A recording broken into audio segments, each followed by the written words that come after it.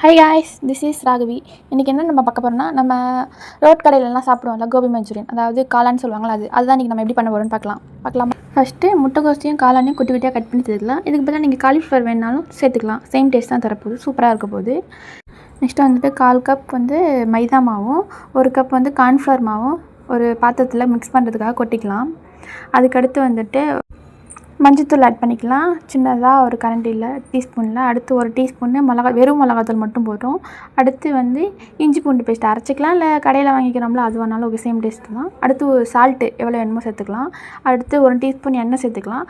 அதுலேயே வந்து கொஞ்சமாக தண்ணி, அது மிக்ஸ் பண்ணுற அளவுக்கு ரொம்ப தண்ணி விட்டுற வேணாம். ஏன்னா நான் நிறைய தண்ணி ஊற்றி அதுக்கடுத்து மாவு போட்டேன். ஸோ நீங்கள் தண்ணி கம்மியாக ஊற்றி மிக்ஸ் பண்ணிட்டு அதுலேயே நம்ம கட் பண்ணி வச்சுருக்கோம்ல அந்த முட்டைக்கோசும் காளானையும் போட்டு நல்லா மிக்ஸ் பண்ணிக்கலாம். ஆனால் தண்ணியாக இருக்கக்கூடாது, கொஞ்சம் திக்காக தான் இருக்கணும். தண்ணி கம்மியாக ஊற்றிங்க, ஓகேவா?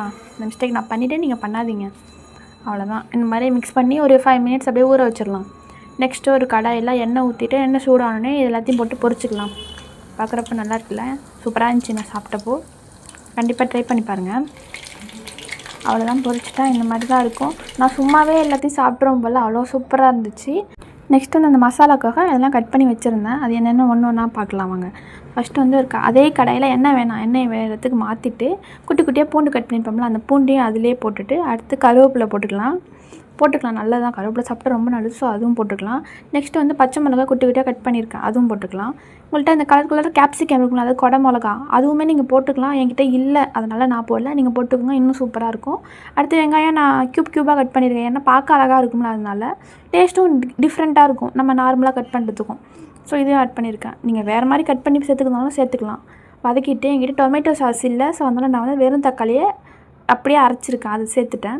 அடுத்து டொமேட்டோ கெச்சப் 1 டீஸ்பூன் போட்டுக்கலாம்.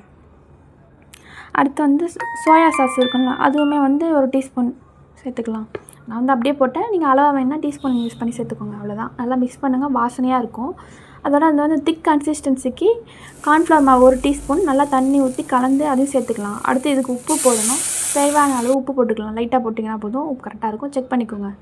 அதிலே தண்ணி ஊற்றி நல்லா மிக்ஸ் பண்ணிக்கோங்க. மிக்ஸ் பண்ணிட்டு இதையும் போட்டு அதில் வந்து நல்லா மிக்ஸ் பண்ணிடணும். நல்லா கிண்டிகிட்டே இருந்தீங்கன்னா அப்படியே ஃபுல்லாக எல்லாமே ஒன்று சேர்ந்து நல்லா ஆகிடும், சூப்பராக ஆகிடும். அவ்வளவுதான், சூப்பராக இருக்குது. சாப்பிட்டு பாருங்கள், கண்டிப்பாக ட்ரை பண்ணுங்கள், எப்படி இருக்குதுன்னு சொல்லுங்கள். இப்போ அது வந்து வாசனைக்காக மேலே கொத்தமல்லி வந்து குட்டி குட்டியாக கட் பண்ணி மேலே தூவி விட்டுட்டேன். நீங்கள் அதேமாதிரி தூவி விட்டுக்கோங்க, டேஸ்ட்டும் இருக்கும். கண்டிப்பாக இதை ட்ரை பண்ணி பாருங்கள். அதுவும் வீட்டிலேயே நம்ம செய்கிறது ரொம்ப சுத்தமாகவும் க்ளீனாகவும் இருக்கும். அதனால் வீட்டில் மோஸ்ட்லி செஞ்சு சாப்பிடுங்க. வெளியில் போய் சாப்பிட்றத அவாய்ட் பண்ணியிருக்கோங்க. மறக்காமல் சப்ஸ்கிரைப் பண்ணிவிடுங்க, லைக் பண்ணிவிடுங்க, ஷேர் பண்ணுங்கள். தேங்க்யூ, பாய்.